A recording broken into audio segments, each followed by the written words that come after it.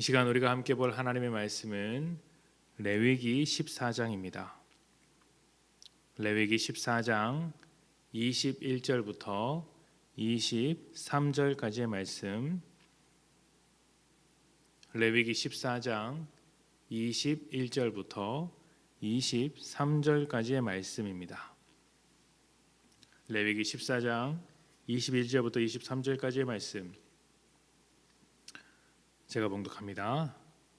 만일 그가 가난하여 그의 힘이 미치지 못하면 그는 흔들어 자기를 속죄할 석권제를 위하여 어린 순양 한 마리와 소제를 위하여 고운 가루 10분의 1 에바의 기름 섞은 것과 기름 한 록을 취하고 그의 힘이 미치는 대로 산 비둘기 둘이나 집비둘기 새끼 둘을 가져다가 하나는 속죄 제물로 하나는 번제물로 삼아 여덟째 날에 그 결례를 위하여 그것들을 회막문 여호와 앞 제사장에게로 가져갈 것이요. 아멘. 교회에서 의도와 달리 사람들의 오해를 불러일으키는 일들이 몇 가지 있습니다. 그 중에 하나가 헌금 봉투죠. 헌금 봉투 중에는 작은 구멍이 뚫려 있는 경우가 있는데 이것을 가지고 헌금을 얼마 했는지 감시하는 것이다, 이렇게 오해를 하는 사람들이 있습니다. 참 어이없는 오해인데 믿지 않는 사람들 중에는 이것을 실제로 믿는 사람들이 꽤나 많습니다. 믿는 사람 중에서도 그런 오해를 가지신 분들이 계시죠. 참 안타깝죠. 헌금 봉투에 구멍이 있는 이유는 봉투를 정리하다가 헌금을 미처 발견하지 못하고 그냥 정리하는 경우가 있기 때문입니다. 그렇게 잘못했다가는 헌금과 봉투를 함께 버릴 수 있기 때문에 이것을 방지하고자 외부에서도 내용물이 보이도록 만든 것일 뿐이죠. 또 구멍이 있으면 헌금이 조금 더 편하게 빠지기 때문에 편의적인 이유로 구멍을 뚫어 놓았습니다. 이렇게 헌금 봉투와 관련해서 가질 수 있는 오해가 한 가지 더 있는데 바로 기도 제목을 적는 것입니다. 이것을 보고 또 어떤 분은 돈을 내야만 기도할 수 있느냐, 이런 오해를 하기도 하는데 당연히 아닙니다. 헌금을 드릴 때 단순히 돈을 내는 것이 아니라 삶을 드리는 것이기 때문에 봉투에 정성껏 담아 드리는 것이고, 그렇게 드릴 때 내 삶의 기도 제목도 함께 적는 것이죠.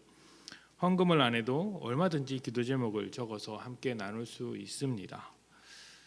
사람들이 그렇게 오해하는 이유가 무엇일까요? 공짜 없는 세상을 살고 있기 때문은 아닐까 생각을 해봅니다. 세상은 거저 이루어지는 일이 없습니다. 항상 대가가 있고 그 값을 지불해야 합니다. 공짜로 보이더라도 사실은 다 이유가 있는 것이죠. 미끼 상품이든지 아니면 홍보를 위해 내 시간을 투자해야 하든지 이렇게 무언가 요구하는 것이 있습니다. 값을 먼저 치르느냐 나중에 치르느냐, 돈으로 치르느냐 시간으로 치르느냐의 차이일 뿐 공짜라는 것은 없습니다. 기도할 때 돈이 필요하다는 생각은 자본주의를 살아가는 이 세상 사람들에게 너무나 익숙한 시스템일 것이고, 또 남의 것을 빼앗아 살아가야 하는 죄인들에게는 당연한 방법이지만 하나님의 방법은 아닙니다. 하나님은 사람에게 돈을 요구하시는 분이 아니고 오히려 베푸시고 축복하시는 분이죠. 돈은 사람이 모였을 때나 필요한 것이지 하나님에게 필요한 것은 아닙니다.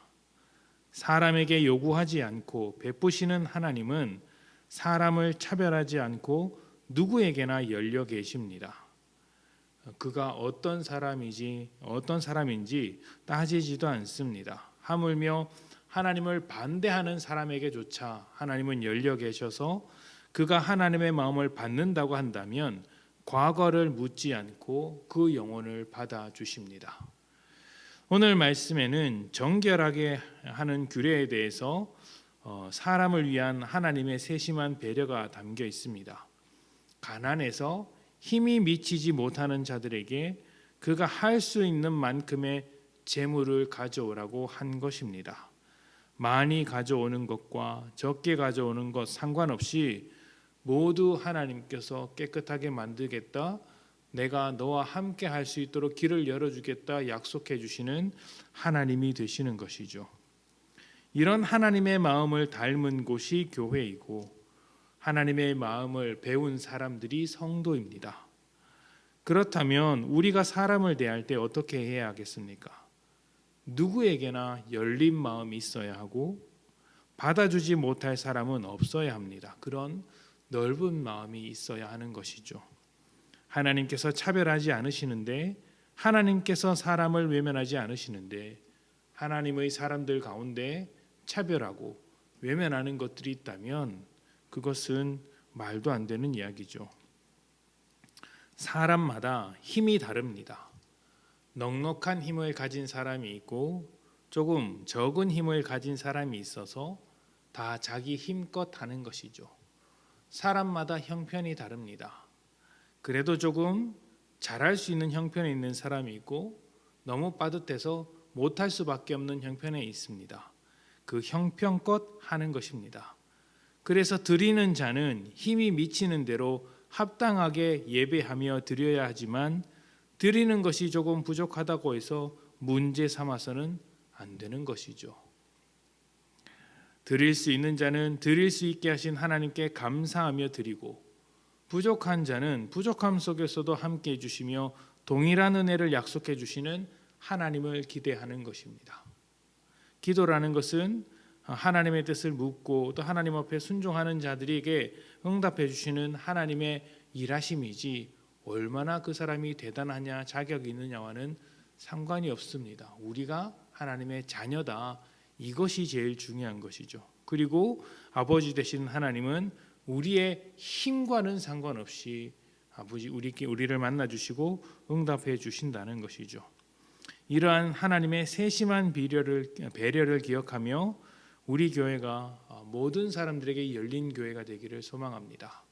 사람들의 힘에 따라서, 가진 것에 따라서, 사람들의 형편에 따라서 차별하는 교회가 아니라 차별이 없고 오히려 배려하는 교회, 누구나 함께 할 수 있는 교회가 되기를 원합니다.